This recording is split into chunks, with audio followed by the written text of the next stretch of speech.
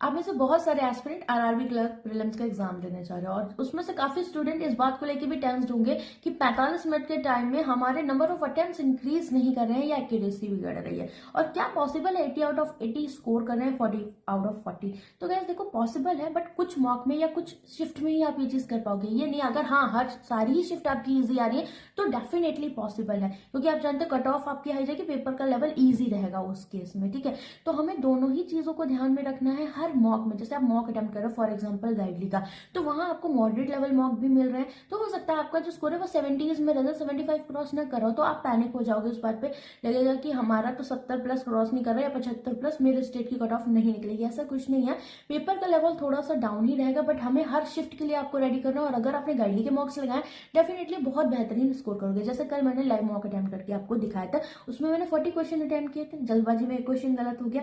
तो उससे हमें एक चीज और सीखनी है कि अगर पेपर इजी आ रहा है तो आपको सबसे पहले जो मेंटेन करना है वो अपनी स्पीड के साथ एक्यूरेसी।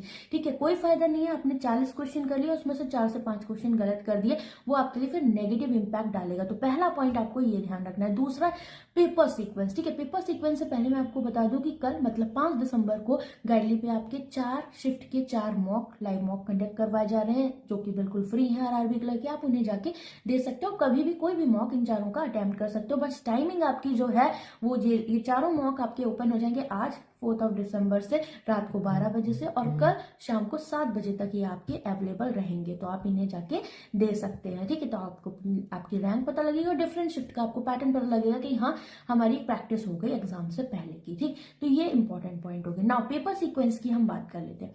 पेपर में देखो क्या है गाइस, यू ऑल नो कि आपके पास अब गो थ्रो करने वाला टाइम नहीं रहने वाला है, बिकॉज वेरी लिमिटेड टाइम। और यहाँ पर आपके लिए इंपॉर्टेंट है कि वन गो में करते हुए चले जाए। हाँ, हो सकता है कोई क्वेश्चन बहुत स्टक कर रहा है, देन उसको स्किप करके आप आगे बढ़ सकते हो।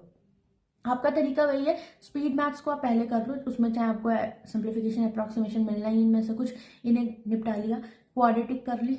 नंबर सीरीज में रॉन्ग या मिसिंग जो भी आ रहा है, मैंने आज जैसे बताया था आपको ऑब्जर्वेशन, आज की क्लास बहुत इंपॉर्टेंट थी, मैंने 2 घंटे की आपको अच्छे से सारी चीजें समझा के करनी। अगर वो सारे पॉइंट्स आप ध्यान में रखोगे आपका कहीं भी पेपर में टाइम वेस्ट नहीं होगा और आप बिल्कुल सही अप्रोच के साथ जाओगे। जैसे मैं लाइव मॉक सॉल्विंग सेशन में अप्रोचेस लगाती हूँ, उसको मैंने डिटेल में आज उन 2 घंटे के सेशन में बताया। 3 मॉक मैंने उसमें आपको करवाए हुए हैं, जो कि बिल्कुल यही लेवल रहने वाला है। तो अगर आप चाहते हो कैसा एग्जैक्ट लेवल रहने वाला है, आप उस क्लास को देख सकते हो, लिंक मैं दे दूंगी, और लाइव मॉक सॉल्विंग सेशन की भी।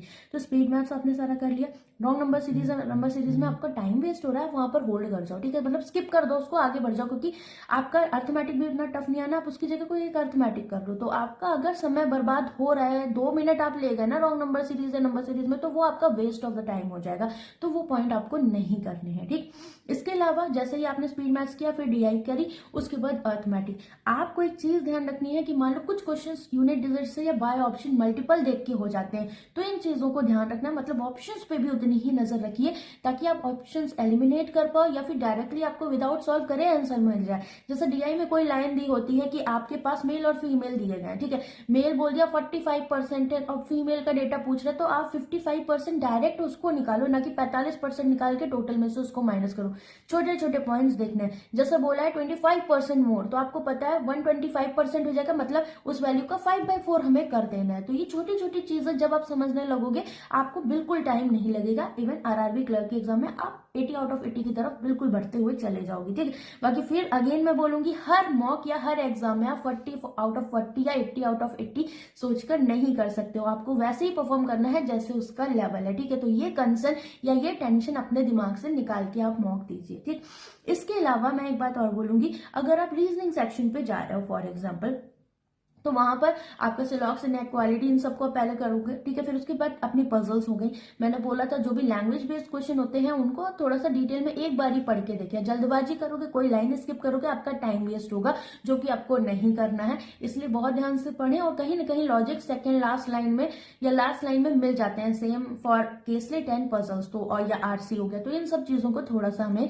ध्यान में रखना है, थोड़ा स्मार्टली वर्क करना है, और अपने जो भी क्वेश्चन है उनको करने के लिए आपको स्क्रॉलिंग का रहेगा ही वहां पर आरआरबी में, तो उसके लिए आप ऑप्शंस पे अच्छे से नजर लगा के ही टिक करें, ठीक है। तो ये छोटे छोटे पॉइंट्स आपको ध्यान रखने हैं, सारे ही डेटा को या डायरेक्शन को केयरफुली पढ़ना है, ताकि दोबारा पढ़ने में जो टाइम वेस्ट होता है वो फालतू की मिस्टेक आपसे ना हो। बाकी काम होकर आपको करना है, सब कुछ अच्छा होगा।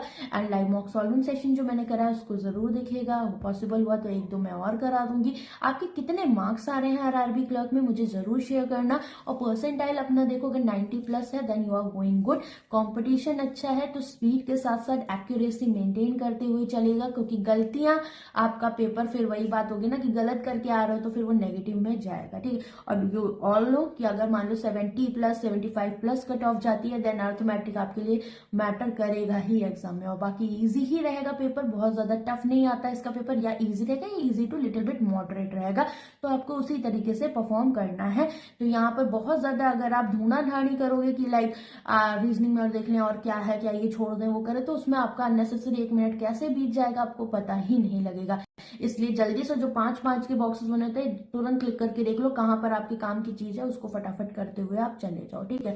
बाकी ऑल द वेरी बेस्ट, सब कुछ अच्छा होगा। बाकी इसके अलावा अगर आप गाइडी से प्रिपेयर कर रहे हो then RRB PO mains clerk mains के लिए आप मेंस का बॉस बैच ले सकते हो। उसमें आपको करंट लाइव क्लासेस मिल जाएंगी जो मैं आरआरबी पीओ के लिए ले रही हूँ, और साथ में सुपर 30 मेंस का बैच मिल जाएगा जिसमें बहुत अच्छी अच्छी चीजें दी गई हैं आरआरबी के रेलेवेंट। और अभी 13 क्लासेस आरआरबी पीओ की हमने सीवी 3.0 में खत्म करी है, तो वो आप देख सकते हैं जो कि रेलेवेंट है आपके लिए, ठीक है। इसके अलावा 150 रुपए इसका प्राइस रहेगा। इसके अलावा गाइडली का पीडीएफ बंडल है, अगर आप डेली टारगेट प्रैक्टिस करते हो या आपको प्रैक्टिस मटेरियल चाहिए प्री मेंस का, तो वो गाइडली के पीडीएफ बंडल में आपको मिल जाएगा। 6 मंथ की वैलिडिटी का प्राइस आपका रिड्यूस हुआ है, आप उसे ले सकते हो।